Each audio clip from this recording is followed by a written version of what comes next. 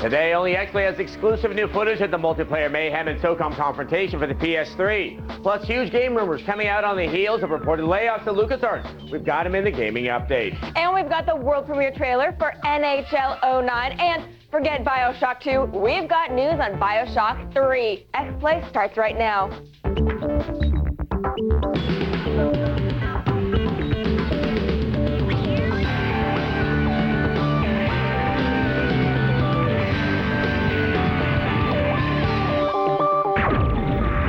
Hello and welcome to XPlay, the show that loves the Florida Supreme Court. I'm Adam Sessler. And I am Morgan Webb, and we are coming to you from the G4 Studios in Los Angeles on Friday, June 6th. Now, coming up later, we've got the fighting game that tries to out-jiggle the Dead or Alive series. It's Fighting Beauty Wulong, and it's definitely made in Japan. But first, Morgan's got all the day's top headlines in our gaming update, including some huge new game rumors.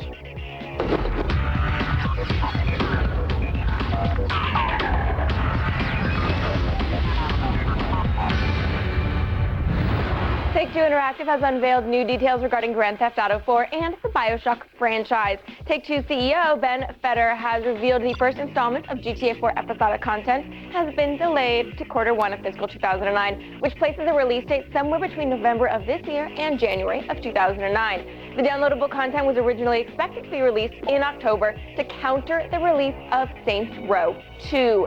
During a conference call, Take-Two chairman Strauss Zelnick confirmed the existence of BioShock 3 and said the game would likely be released alongside the Gore Verbinski-helmed BioShock film. BioShock 2, on the other hand, is expected to be released sometime between August and October of next year. Reports are coming in that LucasArts recently laid off somewhere between 50 to 100 employees. In the wake of this news, angered ex-LucasArts employees have leaked details regarding some of the publisher's biggest franchises. The rumors include Knights of the Old Republic 3 being an MMO and a joint project between LucasArts and BioWare.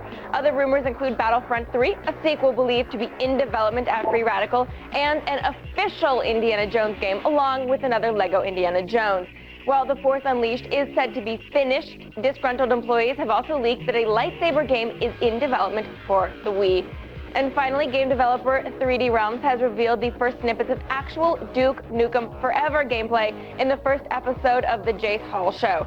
Despite the game's mythic 12-year development cycle, the video shows Hall playing what appears to be a real PC version of Duke Nukem Forever. Also revealed a shrink-ray gun, something called Duke Vision, dual-wielded weaponry, and the ability to use a jetpack. That's it for today's gaming update. If you ever want to take XPlay on the go with you, you can download our podcast for your iPod or any other player. Now just search for XPlay on iTunes. Now let's go over to Adam for some Navy SEAL action that looks great, despite the lack of Charlie Sheen. No, actually, it looks better because of that. If you're sick of running into the spray and pray tactics that often happen in Call of Duty 4, perhaps you should give SOCOM Confrontation for the PS3 a shot. There's 16 versus 16 matches, and you definitely need teamwork to win. Our All Access Pass landed us some exclusive new footage straight from the source, so you know what to expect this fall.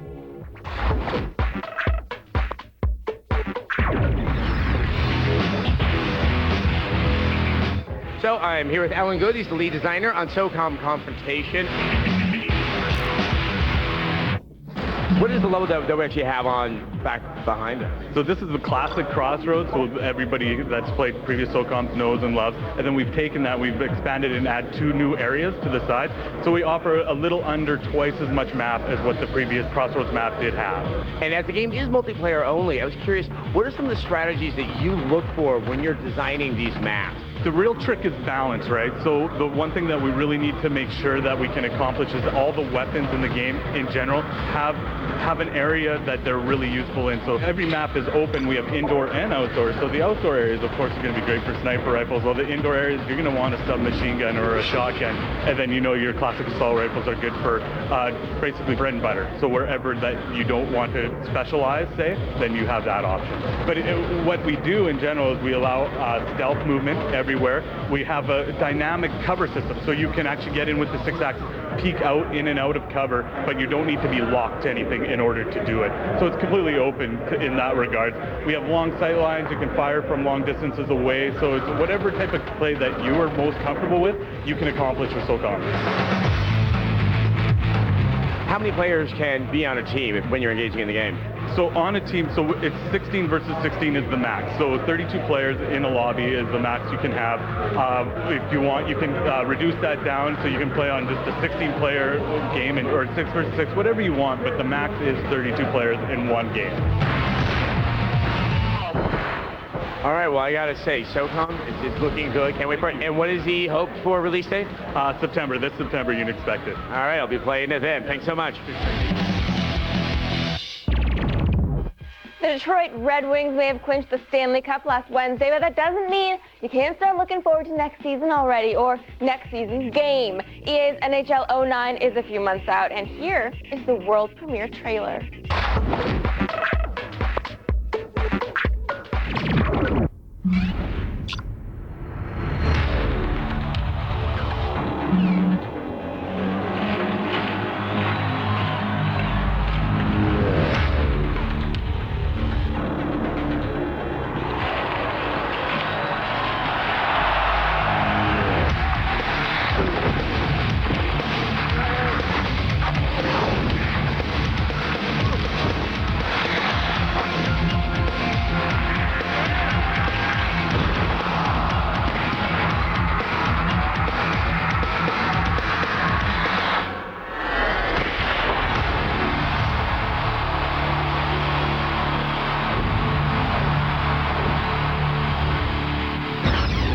Now, last week, Mr. Shark was in dire straits. He was thrown into the Liberty City prison, and only you could help break him out.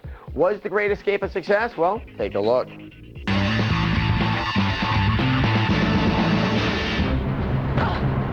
Last week, Mr. Shark's reckless behavior landed him in GTA 4's Alderney State Correctional Facility.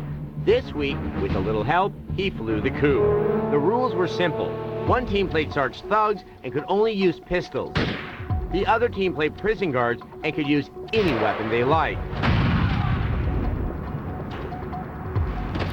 But they had to stay on the walls and catwalks of the prison. After a few minutes head start for Sark and the guards to get into position, the prison breaks began.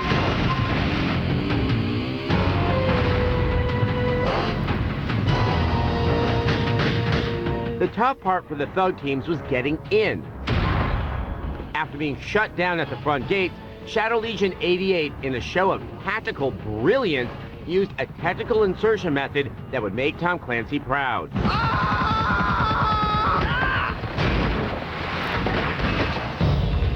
When the team switched, the other team's plan was a bit more Michael Bay. Shoot your way in. Hide in Sark's cell with him until King Cracker lands a helicopter in the prison yard, then leave Sark to fly himself out as the guards murder everyone in the chopper. Hey, it worked. Goodbye, prison showers. On the PS3 front, there was some trouble with missing headset, but that didn't prevent B-Dog from shooting his way in, and when blocked by a burning car, Hyrule from sacrificing himself to get Sark out. Once Sark was free, it was party time. Mass suicides, mass attempted suicide. And what better way to celebrate than kill everyone in a strip club and get your groove on? Unfortunately, this ended the same way 10 murderers awkwardly dancing with each other usually ends. Both consoles had a great turnout, and everyone learned some valuable lessons. Strip clubs are fun. Prison showers are not. How's it playing? Hi. And jumping off of buildings is easily the fastest way to get to the ground. Remember, all the winners of Mr. Sark's Gamer Challenge get t-shirts from Jinx Clothing, and don't fret, if you weren't part of the jailbreak, you can always buy your own at jinx.com. Coming up on X-Play, we travel across the Pacific to check out Fighting Duty Wulong, a game with so much jiggle it can only be made in Japan. Then We'll Work for Games goes behind the scenes to see how a mocap director makes your favorite characters move. Plus, Code Monkey's creator Adam De La Pena is in studio to answer your questions in a virtual audience. It's all after the break. This portion of X-Play is brought to you by The Bourne Conspiracy, in stores now. You know, know, every day I'm asked by people who think I work at G4, Hey, Flitz, what is this G cycling about? and I say, oh, it's G4's campaign to raise awareness of the harms of e-waste. And they look at me like... Then I explain, look, you have batteries, old cell phones, gaming systems, and obsolete tech goods. Every year, millions of miles and tons of gadgets are thrown away and dumped into landfills when they could just be G-cycled. And they say, sounds like something a gangster would do. Does the G stand for gangster? And I say, no, but a gangster should do it. A gangster should G-cycle. Then I try to explain, look, okay, what may be a small inconvenience to us as individuals can become a major problem to all the people around the world. So we just need to start thinking of better solutions. G-cycling sounds like a great idea! Dude, come on. Why are you dig this, then you dug this, cause I'm all about the nerd life, word life. If you dig this, then you dug this, cause I'm all about the nerd life, word life, yeah. G4 X-Play. Welcome back to X-Play. Well, Street Fighter 4 looks great, but there's one important component missing. Jiggle. Yes, the animations are great, but where's the hypnotic breast physics and an overall feeling of shame? Well, thankfully, Fighting Beauty Wulong has that in spades. That's because it's made in Japan.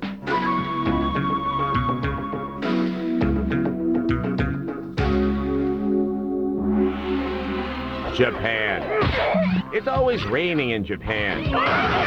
There's always girls in schoolgirl outfits fighting people in Japan. There's always girls fighting bears in Japan. What?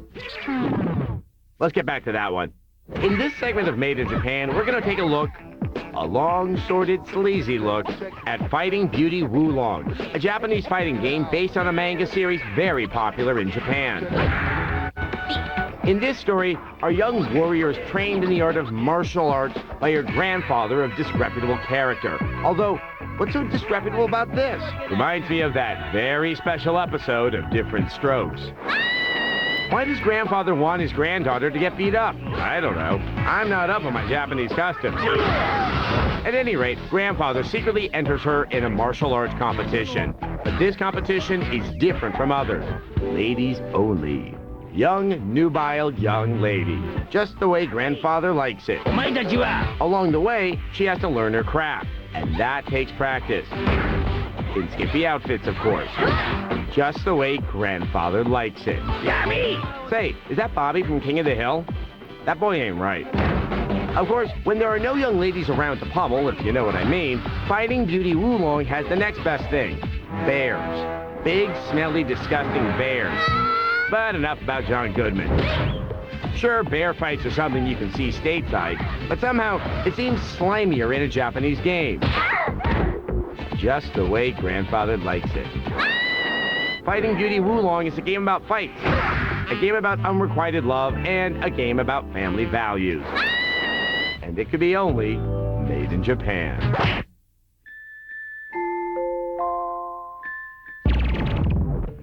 Sadly, sprites are a thing of the past. If you want to convey realistic human animation in today's games, you're going to need some actual humans. Once you get those, get some unflattering spandex suits, ping pong balls, and plenty of high-tech gear. But most importantly, you need a mocap director. In today's Will Work for Games, we show you how they put it all together.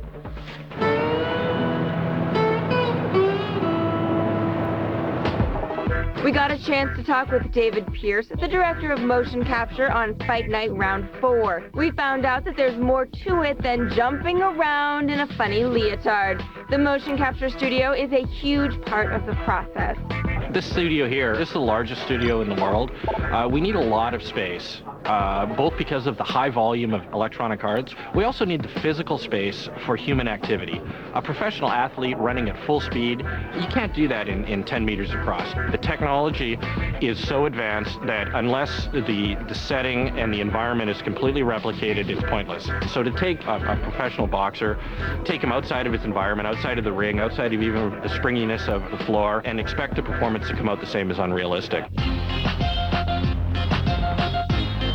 This is also the highest output volume studio in the world. In a year, we'll put out about 500,000 seconds of finished animation, which we deliver essentially as the raw content that the game teams then use to architect their game.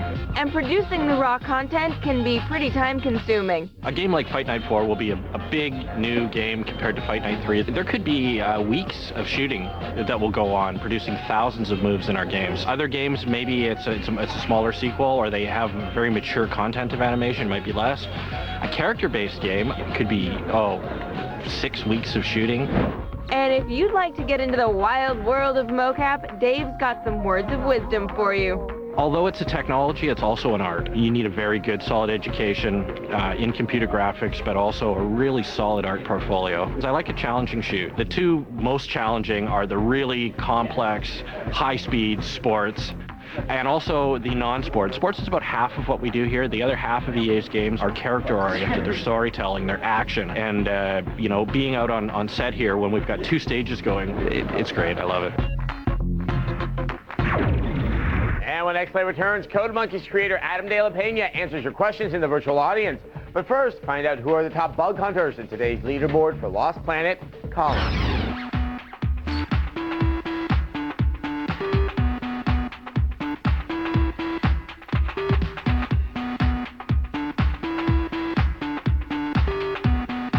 The all-new season of Code Monkey, stay out of the sun with G4 all summer long.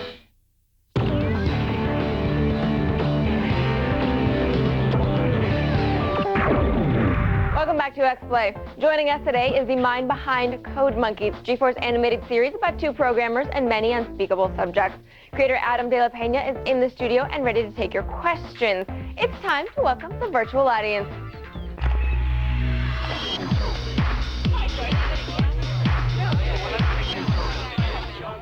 All right, Adam, thanks for coming by. Thanks for having me. Are you ready for this? Let's do this. All right. Joining us tonight is Kyle from Missouri. Kyle, go ahead.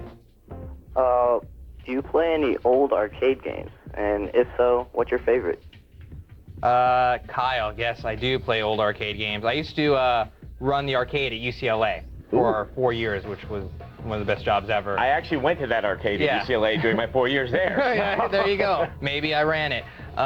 So yeah, I play a lot of old school video games. So obviously that's, Code Monkey's all about that. So I guess probably the one I played most is like Tron. We actually had the walk-in cabinet, which is, every year they wanted to get rid of it. Every year I was like, please, I know it only makes 50 cents and they're my 50 cents, but we need to keep this. One year there will be a sequel to the movie and people want to know why there was a sequel. All right, well next we have Jarvis and he's coming at us from Texas. What is your question for Adam? What one person, dead or alive, would you like to have do a voice on Code Monkeys? Jarvis, I like your voice. Alive, you dude, call me.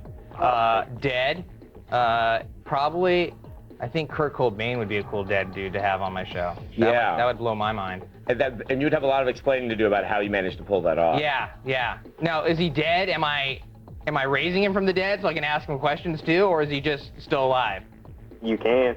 I can? Okay, so I'm gonna raise him from the dead, so essentially he's a zombie, which is also cool, so that's another bonus. Adam De La Pena is more messianic than I was actually ready for. All right, up next is James from Virginia. Go ahead, Adam is listening. I was wondering, what gave you the idea for an 8-bit cartoon? It was probably because, I worked in an arcade and I felt that if I didn't do something about arcades and 8-bit, I'd have wasted all those years of my life in college. Because you went to UCLA? Yeah, exactly. Did you finish? Yes, I did. I did. Not. Yeah, I did. Believe it or not. So I needed to do that, and I just love the style of the 8-bit games. I mean, there's just nothing like it. I mean, it's just amazing looking. So. And the lesson here is, play games. You can actually, find a living out of it. Exactly. Play games, and everybody who says playing games is a waste of time is an idiot. No, opening those books, there's the waste of time. Yeah, we proved that. Yeah, exactly. Who's laughing now? Ha ha. Finally, we have Justin from Texas. What's your question, Justin? Did you start this show as a satire or homage to early gaming culture? I started it because I love early gaming culture. I love history. I only love the history of video games. I know of no other history. Don't know American history. Didn't do that. French, I guess, don't know that history. So just video game history because I loved it, so much. And I just loved the look of it, and I thought if we could do a show like that that was really good, that was rooted in the real game world, that'd be like the best thing ever. And which you have accomplished. Adam, thank you so much for stopping by, and thanks to all of the virtual audience questions. And don't forget, you can catch the new season of Code Monkeys right after our show. But now, let's go over to Morgan. Thanks, Adam and Adam. Now it's time to boldly go where man goes every Friday, the X-Play Replay.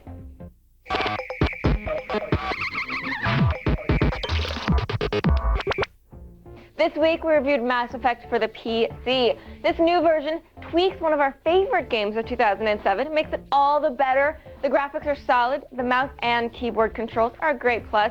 Another 5 out of 5. We also saw Lego Indiana Jones. While some of the puzzles may be too challenging and some of the extra characters are unnecessary, dinner suit Dr. Jones, anyone? He looks handsome. Oh, well. It's still another fun Lego game. Traveler's Tales does it again, and this one scores 4 dates out of 5. UEFA Euro 2008 might seem like a cheap way to cash in between FIFA releases, but the game actually works.